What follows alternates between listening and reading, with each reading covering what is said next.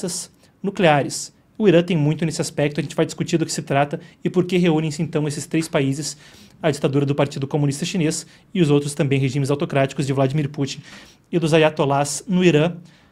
Conversas nucleares, que história é essa? Para a gente entender o assunto, eu converso com a Manuela Coure. A Manu é editora de China conosco aqui no Epoch Times. Vocês que nos acompanham faz tempo vão também ter conhecido o conteúdo dela em outro canal do Epoch Times, o China em Foco, onde ela faz atualizações dia sim, dia não, quase todo dia está lá cobrindo China. Muito bem, vamos entender a situação então. Eu sigo com você, Manu. Boa tarde, consegue me ouvir? Boa tarde, Marcos. Eu te escuto. Você me escuta? Estou escutando bem. Então, Manu, primeiro explica para a gente essa situação. Quando a gente fala de conversas nucleares, desses três entes, então, autoritários se reunindo em Pequim, of all places, em Pequim de todos os lugares, a gente também tenta entender isso num contexto onde Donald Trump tenta algum tipo de acordo para entender como conter o programa nuclear do Irã em uma negociação. Trump falou com o líder iraniano. Qual é a situação em termos disso e do que se tratam essas conversas? Perfeito, Marcos. Então, antes, só para trazer um contexto, o que aconteceu? Hoje, Donald Trump enviou uma carta para o líder supremo do Irã. Isso porque ele disse que queria fazer algum tipo de acordo quanto à questão do desenvolvimento nuclear do Irã. A resposta veio logo em seguida. O líder supremo do Irã disse que ele não faria nenhum tipo de acordo com Donald Trump. Ele disse que o Irã não confiava na palavra de Donald Trump. A isso ele se referiu principalmente a 2018, quando Donald Trump saiu do acordo que eles tinham do acordo nuclear com o Irã, aonde eles tinham antes, esse acordo tinha retirado as sanções que os Estados Unidos tinham colocado no Irã, e o Irã, em troca, iria parar, refrear o desenvolvimento o refino de urânio, desenvolvimento nuclear ali dentro do país. No entanto, Donald Trump disse que, na verdade, os Estados Unidos só estariam corroborando para o desenvolvimento do Irã, porque ele disse que, enquanto o Irã estava ainda desenvolvendo o seu setor militar às escondidas, o governo americano tinha tirado as sanções e ajudado a economia do país. E agora, sobre a resposta de Donald Trump sobre isso, a gente já sabe porque há poucos dias atrás ele fez vários comentários dizendo que se o Irã não aceitasse esses acordos de paz, então os Estados Unidos teriam que tomar medidas muito sérias e também ações militares. Isso é parte do que Donald Trump tem chamado de política de pressão máxima no Irã para tentar impedir que eles desenvolvam algum tipo de arma nuclear. E o último ponto que eu gostaria de trazer aqui é que enquanto o regime iraniano tem dito que eles não pretendem desenvolver uma arma nuclear, o envio dessa carta de Donald Trump ela acontece um dia depois que alguns países membros do Conselho de Segurança da ONU se reuniram justamente para discutir as preocupações com o aumento do estoque ali de urânio refinado que o Irã tem.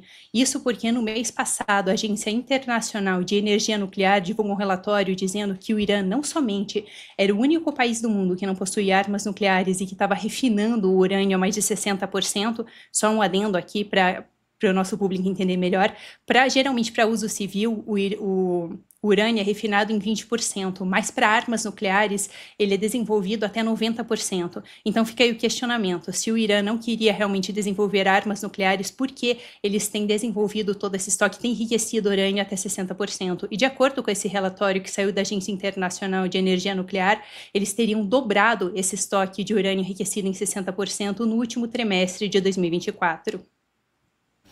Manu, com o Irã a gente tem acompanhado, no governo anterior de Donald Trump já havia a política de pressão máxima, ele saiu do acordo nuclear no qual o Obama tinha colocado os Estados Unidos e uma série de outros países para tentar conter o programa nuclear do Irã, ao mesmo tempo, então, em que permitia que o Irã desenvolvesse o programa nuclear civil. Donald Trump saiu desse acordo e disse que eles fariam as bombas atômicas de todo jeito. Hoje, mais cedo, a gente cobriu aqui a coletiva de imprensa com o secretário-geral da OTAN, um repórter perguntou sobre isso e ele disse que o que ele queria era desnuclearizar, que no momento era muito difícil, mas que ele queria, tanto que ele, quanto a Rússia, quanto a China, desnuclearizassem. Ao mesmo tempo em que a gente tem esse debate quanto ao Irã, agora a gente tem esse encontro, então entre esses três entes autoritários em Pequim. A própria Pequim, a China, do Partido Comunista Chinês, tem aumentado seus estoques nucleares. A Rússia constantemente fez ameaças nucleares ao longo da guerra na Ucrânia.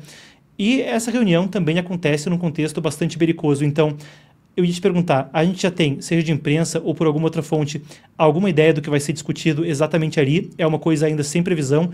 E mesmo a gente não tendo previsão, exercícios militares, no meio da conversa da Ucrânia, traz para a gente também o contexto enquanto isso acontece. Porque, claro, esses sinais são importantes na diplomacia e a gente viu muitas coisas se desdobrarem na geopolítica ao longo da semana.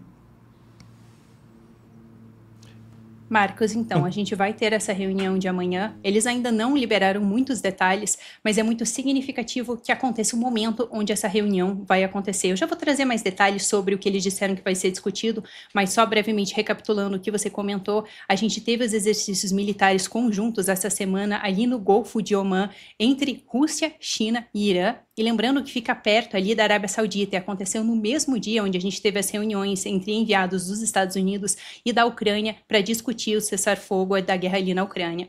Então é muito significativo que eles, claro, tenham feito esses exercícios militares justamente neste momento. Eles já fizeram em outros anos esses exercícios militares, no entanto, o local e a data realmente enviam uma mensagem. E agora a gente tem esse encontro para discussões nucleares. E no momento, realmente, onde esses países têm colaborado cada vez mais. Além desse encontro que a gente vai ter ali e que eles pontuaram que eles vão discutir principalmente o desenvolvimento nuclear do Irã, eles vão discutir também a colaboração entre os três países, principalmente as colaborações dentro do BRICS, que é o bloco do qual o Brasil faz parte, e também na cooperação de Xangai, que é um outro bloco que os três países fazem parte. Isso só sinaliza ainda mais a cooperação entre eles em uma oposição aos países ocidentais liderados pelos Estados Unidos.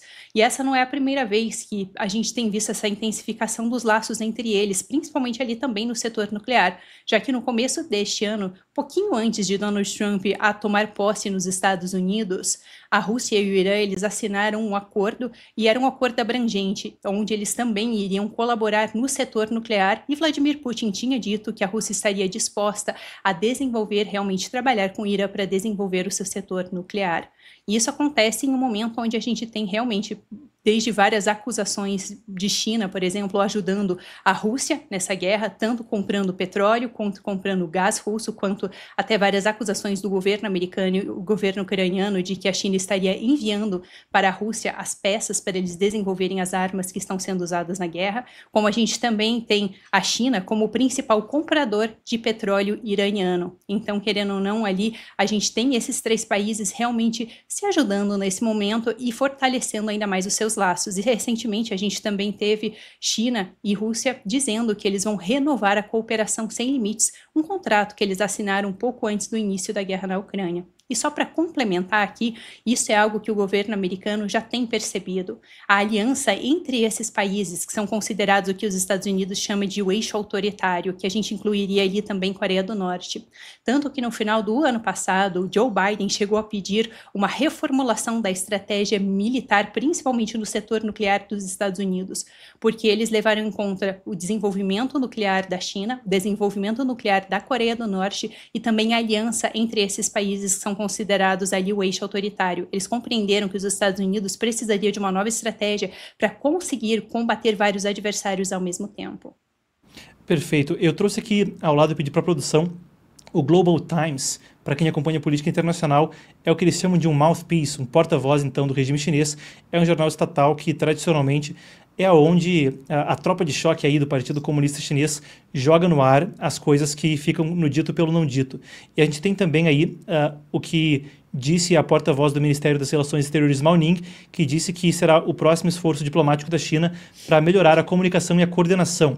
A coisa de interesse também, corroborando o que você disse, é que eles citam um especialista, chegam a nem nomear o especialista, mas dizem que...